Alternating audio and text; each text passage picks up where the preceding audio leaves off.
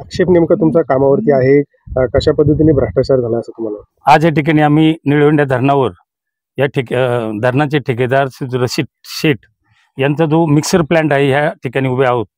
मित्रहो, या धरणाचं काम गेली 50 वर्षापूर्वी सुरू झालं आणि याचे ठेकेदार श्री रशीद शेठ यांना हे काम देण्यात आलं. धरणाचं काम अत्यंत निकृष्ट दर्जाचे या ठिकाणी झालेले आहेत, परंतु त्याची कुणी अनेक ह्या कामांसंदर्भात अनेक कार्यकर्त्यांनी आंदोलन केली, पण कुणी या इरिगेशन विभागाने दखल घेतली नाही. गेली 2 महिन्यापासून आम्ही ह्या विभागाला भेट देतोय, ह्या कामांना भेटी देतोय, परंतु एकही अधिकारी आमच्या ह्या प्रश्नाला दाद द्यायला तयार नाही. आम्ही लिखित तक्रार कार्यकारी अभियंता हापसे साहेब यांच्याकडे केली आणि त्यांना सांगितलं की हा जो काही क्रेशर प्लांट आहे, या क्रेशर प्लांटवर शासनाचा जो काही JR आहे की कृत्रिम वाळू वापरण्यासाठी ह्या जो काही क्रेशर प्लांटला वास प्लांट असणं अत्यंत गरजेचं आहे, परंतु अत्यंत फुफुटा मातीसारखी वाळू या ठिकाणी वापरण्यात आली.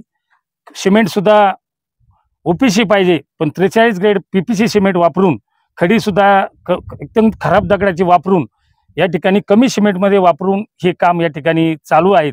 उजव्या आणि डाव्या किनाऱ्यावर अनेक पुलांची कामं चालू आहेत, रस्त्यांची कामं चालू आहेत.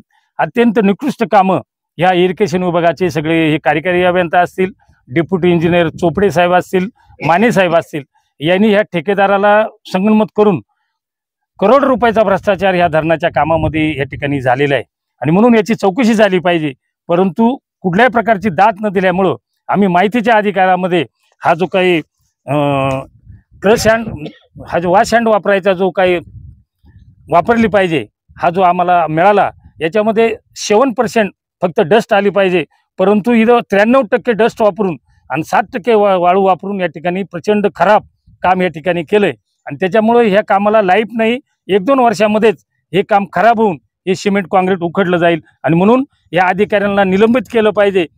खास करून याची जबाबदारी कार्यकारी अभियंता हापसे साहेबांवर आहे, परंतु हापसे साहेबांनी याची कुठलीही दखल घेतली नाही आणि म्हणून कार्यकारी अभियंत्याला तातडीने निलंबित करून हे ठेकेदारांनी केलेल्या खराब कामाचे पैसे शासनाने वसूल केले पाहिजे, अशी आमची मागणी आहे.